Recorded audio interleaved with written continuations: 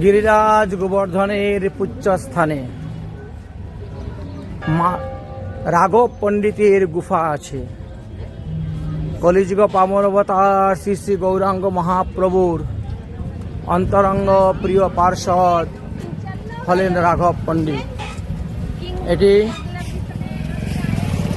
গিরিরাজের পুচ্ছস্থানে শ্রীনাথজি মন্দিরের মধ্যে পড়েছে।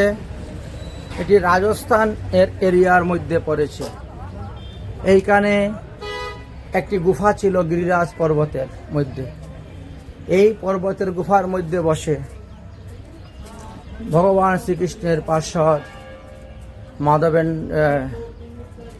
রাঘব পণ্ডিত এই গুফাতে বসে ভজন করেছিলেন, সিদ্ধি লাভ করেছিলেন।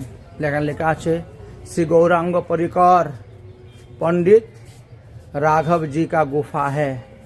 রাঘব পণ্ডিত কা গুফা। রাধে রাধে।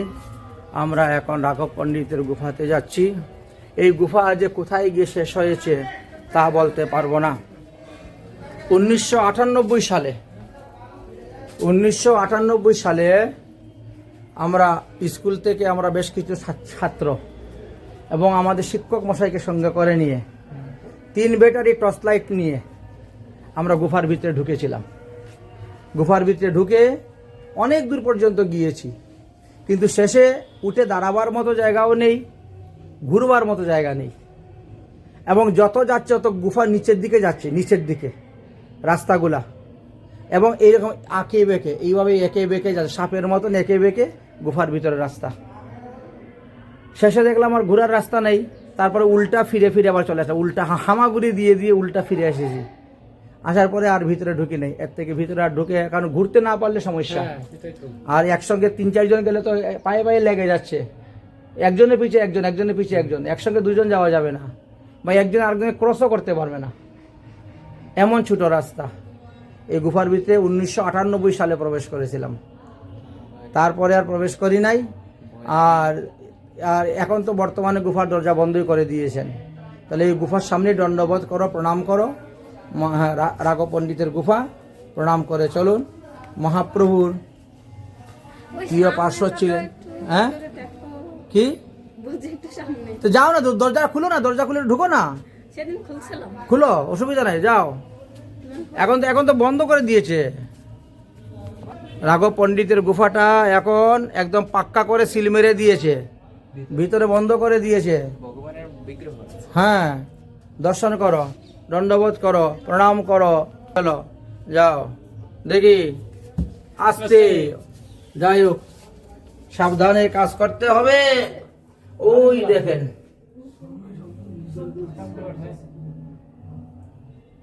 আচ্ছা তোমাদের কাছে মোবাইল আছে?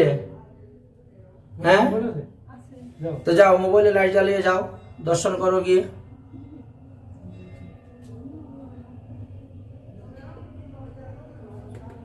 রাঘব পণ্ডিতের গুফা দর্শন করো।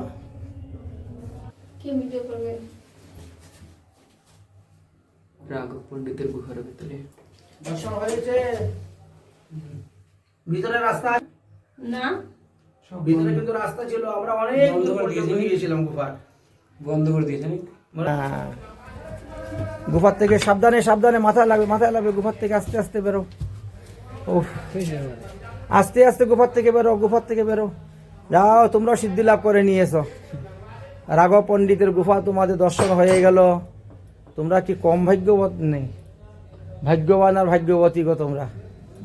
যাই হোক, গুরুদেব ওই গুহা একদম। হ্যাঁ, অনেক মহাত্মা বসে ভজন করেছেন গুফার ভিতরে। আমাদের স্কুলের বড় পণ্ডিতজি শামসুন্দর দাস বাবাজি মহারাজ, তিনি ওই গুফার মধ্যে অনেকদিন ছিলেন, বসে ভজন করেছেন। তখন স্বপ্নে দেখিয়েছে আপনি এখানে পারবেন না ভজন করতে, চলে যান এখান থেকে। এই স্বপ্নে দেখায়।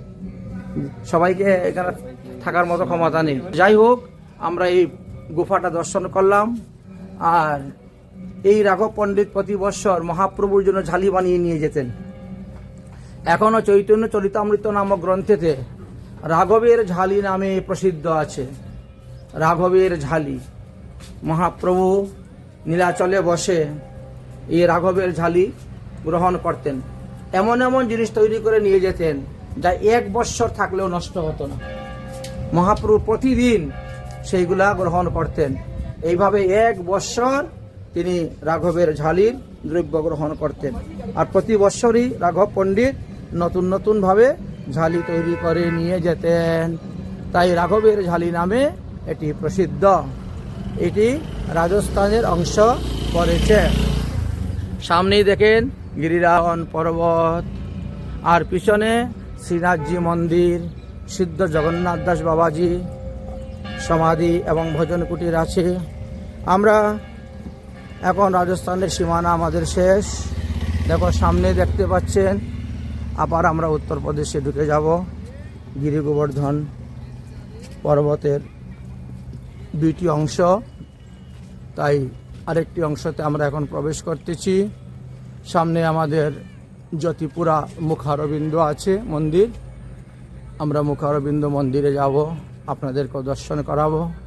সুতরাং এই যে সামনে একটা বোর্ড দেখতে পাচ্ছেন, এই বোর্ডের পর থেকে আবার উত্তরপ্রদেশ আরম্ভ। রাজস্থানের সীমানা শেষ হয়ে যাবে, উত্তরপ্রদেশের সীমানা, গিরিরাজ গোবর্ধনের সীমানা আরম্ভ হয়ে যাবে। যাই হোক, আমরা ধীরে ধীরে সামনের দিকে অগ্রসর হচ্ছি, আপনাদেরকে দর্শন করাচ্ছি। রাজস্থান আমরা এসেছি এবং রাজস্থান আমাদের শেষের পথে। এবার আমরা পুনরায় আবার উত্তরপ্রদেশের মধ্যেই প্রবেশ করব। সেই উত্তরপ্রদেশের সীমানাটা আপনাদেরকে দর্শন করাবো। জয় শ্রী রাধে, জয় শ্রী রাধে, জয় শ্রী রাধে। তাই গৌর হরি বল। দেখ এখানে কত সুন্দর গিরিরাজের শোভা, ঠিক আছে? একেবারে ঘুমিয়ে আছে গিরিরাজ গোবর্ধন পর্বত। ওই জায়গাটা উঁচু, হ্যাঁ এই জায়গাটা মনে হয় যে সামন, হ্যাঁ, আর ওই জায়গাটা উঁচু অনেক। এই দেখেন কত সুন্দর শোভা গিরিরাজ গোবর্ধনের। আহা, হ্যাঁ হ্যাঁ, এটির তো আশ্চর্য। ব্রজেতে বৃষ্টি হয় না, তারপরে মাটি নেই, শুধু পাথর, আর পাথরের উপরে কেমন করে এত সুন্দর গাছগুলো সব বেঁচে আছে, একেবারে হারা ভরা। গাছগুলোর মাথাগুলো সব নিচের দিকে দিয়ে আছে, দেখেন না? এই যে সবগুলা গাছে দেখেছে মাথাগুলা সব নিচের দিকে ডালপালাগুলা দিয়েছে। কেন? মাথা নত করে আছে, ভগবানের চরণ রেণু দর্শনের চরণ চিহ্ন পাওয়ার জন্য আছেন। এই তো গিরিরাজের শোভা দর্শন করে করে আমাদের গিরিরাজ পরিক্রমা হয়ে যাচ্ছে। জয় হোক, গিরি গোবর্ধন পর্বত কি জয়, গিরিরাজ মহারাজ জয় হোক।